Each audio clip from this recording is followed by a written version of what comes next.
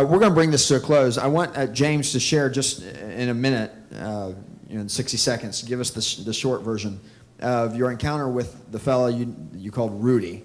And in telling the story, I'll give you another minute. I want you to talk to us a little bit about just being prepared to just encounter somebody that needs prayer and on the spot being ready to pray for them. I heard a pastor one time preach a message on whilst they were in the way, and I didn't look that up. But Brother Fulton, do you know where that scripture is found? It talks about while they were in the way, Jesus, I think maybe the road to Emmaus. I'm not real sure about that. The idea was they were prepared, that while they were engaged in what they were doing, God did something for them or met with them or supplied some need. And one of my many different jobs, one of them is a salesman job that I used to fill in the gaps. And I walked into a store, a garage actually up in Lafayette, in a Hispanic run shop. And so I was talking to the gentleman in Spanish, and his name's Rudy. And I asked Rudy, of course, if how his shop was going and everything, and if he was interested in credit card processing, and he didn't have it. But he went on to inform me that things weren't going so well for him and he was going to close his shop. So I just switched gears, okay? I'm a minister. I'm a Christian. That's number one. All of a sudden, some little antenna picked up on a signal somebody was in distress. And so I said, well, tell me about it. What's happening? And the short of it is he's been here in the States for about 12 years. And everything that his dream is now come to a complete crashing heap of rubble. And he's just ready to get rid of it all and go back to Mexico. And I said, Rudy, I said, I'm a pastor. And I said, God knows about your situation. I said, I sell stuff, but that's not what we're going to talk about now. Let's talk about what's going on in your life. And so we spent about 5 minutes and talking to his need, letting him know that somebody cared about what was happening in the darkest time of his life. And he got a phone call, and I was going to leave. And I just stopped at the door, the big garage door, and I said, I can't leave unless I pray with this gentleman. He finished his phone call.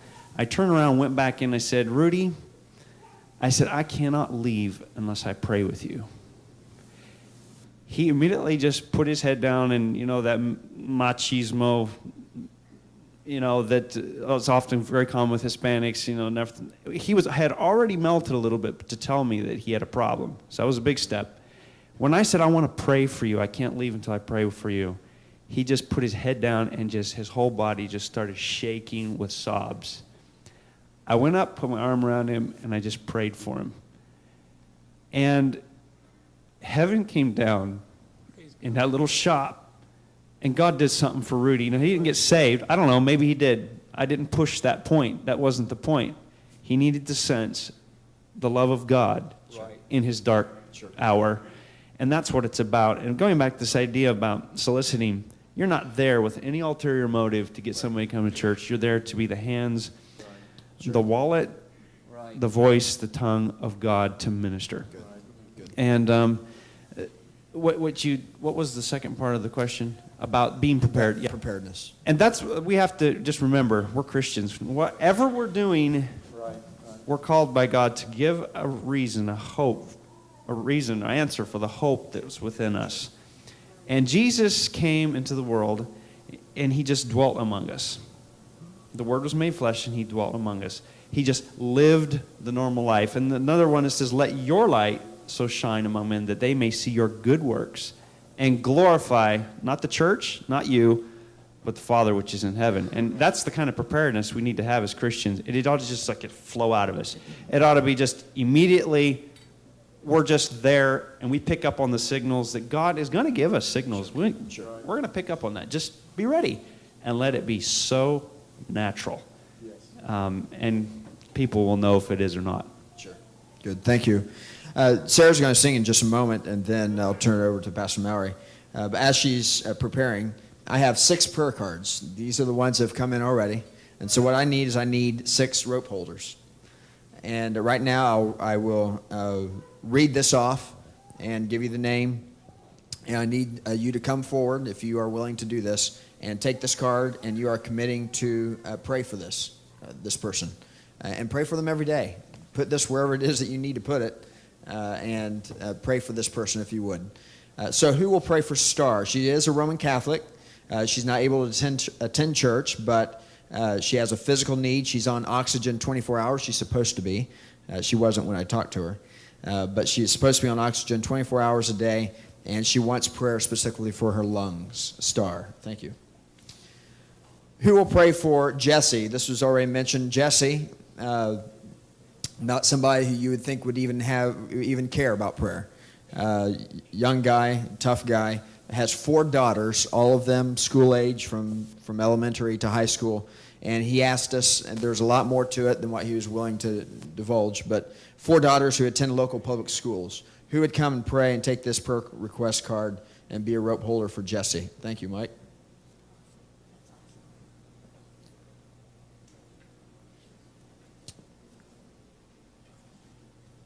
And then we have Chris. Chris requests that prayer be made for his parents. Their names are on here.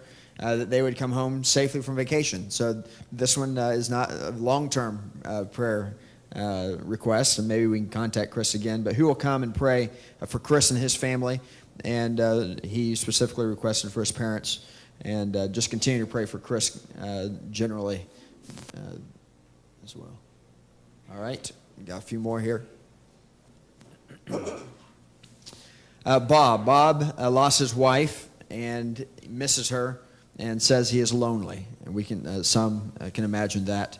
Who will come and pray for Bob? Who will be a rope holder? Who will hold Bob up in prayer? Somebody come up, please. Thank you. Jerry requests prayer to be made for his health. It says he has many health issues. He is in a wheelchair. So who will come up and pray for Jerry? Who will be a rope holder? You'll pray every day for Jerry. Somebody come up and get this card for Jerry. Thank you. Terry requests that prayer be made for her mother, Katie. Katie has health issues, specifically her heart and kidneys. Will somebody come up and be a rope holder for Terry? Thank you. And there will be many more each week. I imagine we'll have at least a few come in each week. And please, please, please, all of us, let's be prepared. In fact, I would like copies, if I could, of the ones I gather. I'm sure many of us would. But please be prepared. Please respond quickly. We may, I don't know, Pastor Mallory have different ideas, but there may be some days where we may have 10. And it may be we just put them out here on the altar and you come forward and you take one. But please, please, please, I urge you and I pray that God will put on the burden of, collectively as a church, that we will quickly respond and say, yes, I will pray. Yes, I will pray. Because there's power in a few of us doing this. But there's great power in all of us uniting together and saying we are in this together. Our community needs this. This church needs this. This world needs this. And God can make a difference when his people pray. All right, Sarah's going to sing for us.